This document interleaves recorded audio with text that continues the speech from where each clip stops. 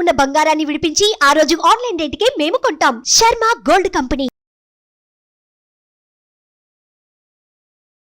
నమస్తే, welcome to Suman TV. నేను మీ యామ్ని. ప్రస్తుతం మనతో ఉన్నారు ప్రముఖ ఆధ్యాత్మికవేత్త డాక్టర్ అనంతలక్ష్మి గారు ఉన్నారు. అమ్మతో మాట్లాడి మనకున్న సందేహాలను అడిగి తెలుసుకుందాం. నమస్తే అమ్మా. నమస్తే తల్లి.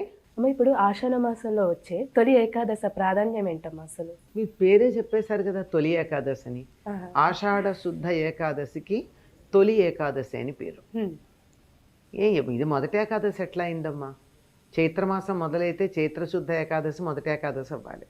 ఇది తొలి ఏకాదశి ఏమిటి? ఎందుకు కారణం? ఎందుకు అంటే ఇక్కడి నుంచి చాతుర్మాస్యం మొదలవుతుంది. యతులు, సన్యాసులు మొదలైనటువంటి వారు చాతుర్మాస్య దీక్ష తీసుకుంటారు.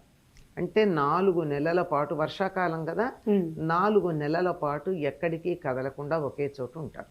మామూలుగా అయితే వాళ్ళు ఎప్పుడు ఒక చోట ఉండరు, తిరుగుతూ ఉండాలి.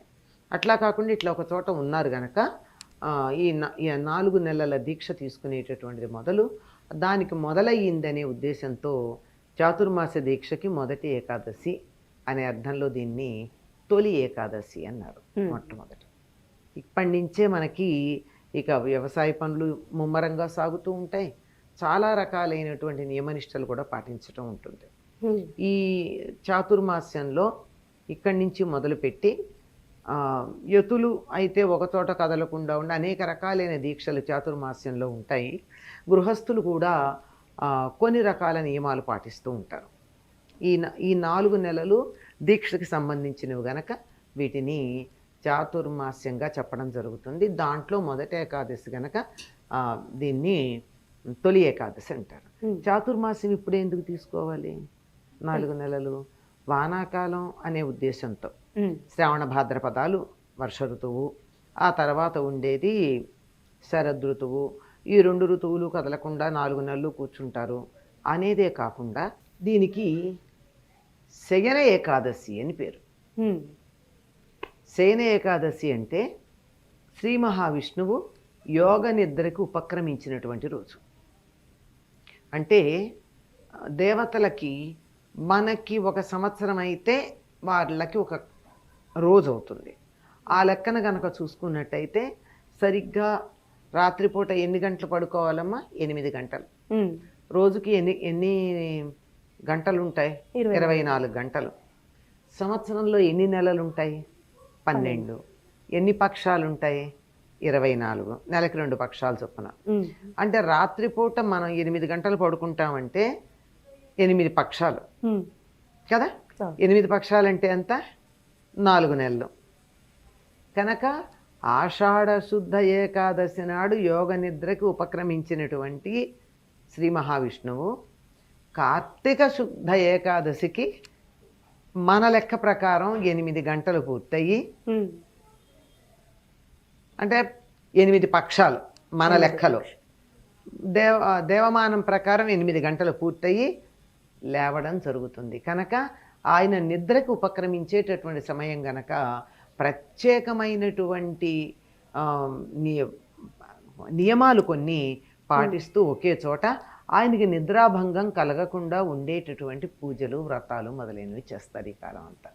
అలానే విష్ణుమూర్తికి సంబంధించిన పూజలే ఉండవు చూడండి. గణపతి నవరాత్రులు, శరన్నవరాత్రులు, ఆ తర్వాత కార్తీక మాస ప్రారంభంలో శివుడికి సంబంధించినటువంటి అభిషేకాదులు ఇవే ఉంటాయి. ఇంకా తర్వాత అంతా విష్ణువుకి సంబంధించింది ఉంటాయి, మీరు గమనించినట్టయితే.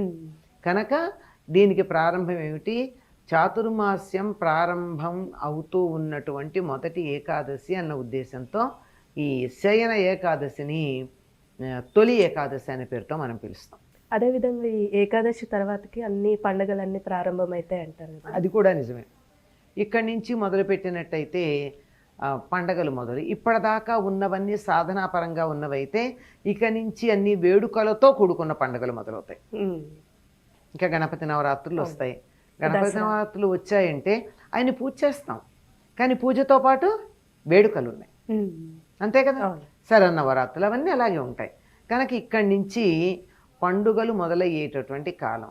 పైగా ఈ సమయానికి ఒక్కరోజు అటు ఇటుగా ఒకటి కాకపోతే 2 రోజులు అటు ఇటుగా ఉత్తరాయణం వెళ్ళి దక్షిణాయనం రావడం మొదలవుతుంది.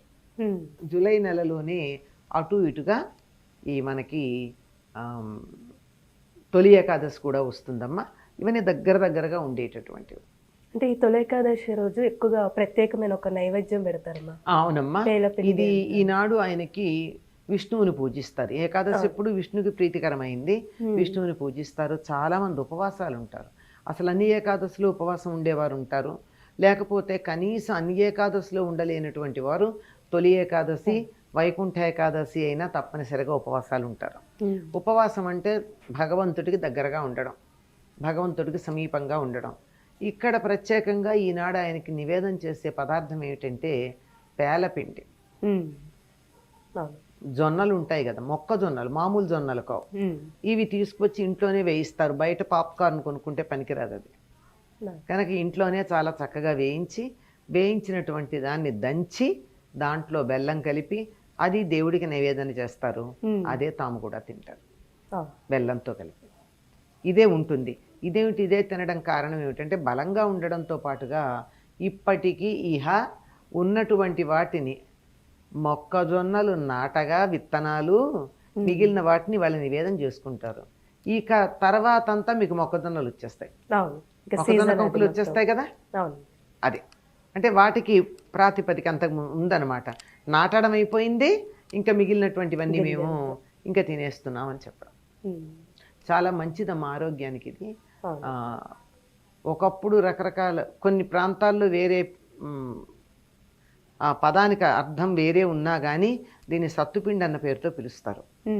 అంటే మొక్కజొన్నలు వేయించి వచ్చిన పేలాలని దంచి దాంట్లో బెల్లం కలిపినటువంటి దాన్ని సత్తుపిండి అంటారు. ఇది చాలా బలవర్ధకమైనటువంటిది. ఉపవాసాలు అవి ఉన్నటువంటి వాళ్ళు ఇది ఆహారంగా గనక తీసుకున్నట్టయితే చాలా మంచిది ఆరోగ్యానికి. చాలా చక్కగా తెలియజేస్తారమ్మా, ధన్యవాదాలు మీకు. నమస్తే. సుమన్ టీవీలో మీ పర్సనల్ అండ్ బిజినెస్ ప్రమోషన్స్ కోసం కింది నెంబర్కి కాంటాక్ట్ చేయండి.